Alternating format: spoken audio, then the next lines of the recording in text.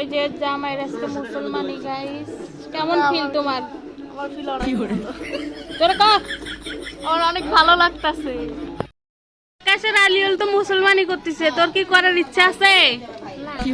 কেন ইচ্ছা নাই কেন? তোমার পার্টনারেরা তো মুসলমানি করতেছে, তুমিও করো।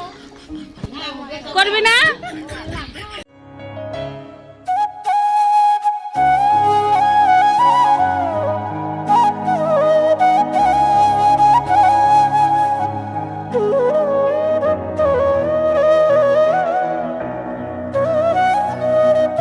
Hello everyone, welcome back to my new video. So guys, আজকে আমি সবার আগে উঠে গেছি। এখন বাজে মাত্র 5:30 আর আমি ঘুম থেকে উঠে গেছি। বুঝতে পারতেছো তোমরা ব্যাপারটা?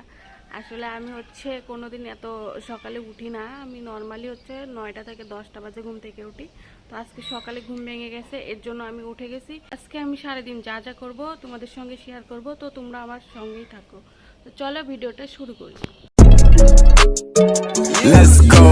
তো গাইস, সকাল সকাল উঠে দাদু ভাইয়ের থেকে পরামর্শ নিচ্ছি, তার কারণ আমাদের বাড়ির নাম্বার 1 অ্যান্ড নাম্বার 2 আজকে মুসলমানি করানো হবে। মুসলমানি কি ওটা তোমরা কম বেশি সবাই জানো। যাই হোক, ছোট করে একটু আয়োজন করা হবে, তো সেগুলারই হিসেব করা হচ্ছে। আমাদের বাড়ির সবাই এবং কিছু আত্মীয় স্বজনকে দাওয়াত করা হবে। জোরে ক মুসলমানি। এই যে হচ্ছে আমাদের নাম্বার 1, জোরে ক মুসলমানি। এই যে হচ্ছে আমাদের নাম্বার 2। আকাশের আলিউল তো মুসলমানি করতেছে, তোর কি করার ইচ্ছা আছে? কেন ইচ্ছা নাই কেন? তোমার পার্টনারেরা তো মুসলমানি করতেছে, তুমিও করো। করবি না?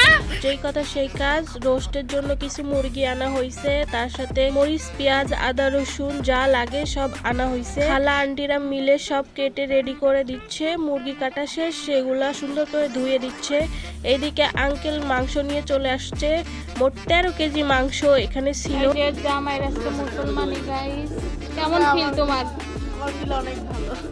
তোর কা আমার অনেক ভালো লাগতাছে।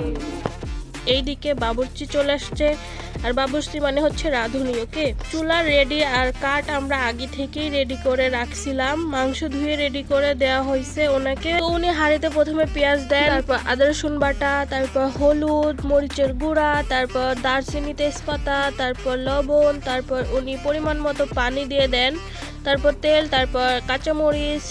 গাইস, তোমরা কেরোসিন তেল ছাড়া যেভাবে আগুন ধরাবে এনার থেকে দেখে নাও। প্লাস্টিকের বস্তা দিয়ে উনি আগুন জ্বালাচ্ছে। আগুন ধরানো শেষ, হাঁড়িটা উনি চুলাতে বসিয়ে দিছে। তারপর দিয়ে দিল টমেটো সস আর টক দই। টক দইটা একটু বরফ ছিল, তাই উনি বটি দিয়ে কেটে কেটে দিচ্ছে। যাই হোক, বেশি করে কাঠ দিয়ে উনি জাল বাড়িয়ে দিছে। মাংস প্রায় হয়ে আসছে, উনি আবার একটা মশলা অ্যাড করলো। মাংস হয়ে গেছে, দেখতেই পাচ্ছ। উনি চুলা থেকে কয়লা নিয়ে আরেক জায়গায় একটা চুলা ছোট করে বানিয়ে নিছে, সেখানে কয়লাগুলো রাখতেছে, কারণ মাংসের হাঁড়ি নামিয়ে সেখানে রাখবে।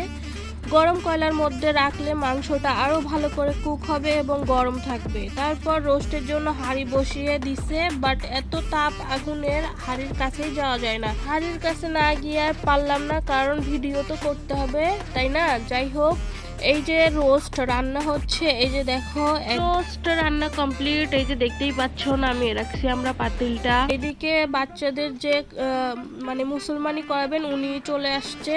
তো প্রথমে গেল নাম্বার 1, দেন হচ্ছে আমাদের ছোট মানে নাম্বার 2 এর পালা।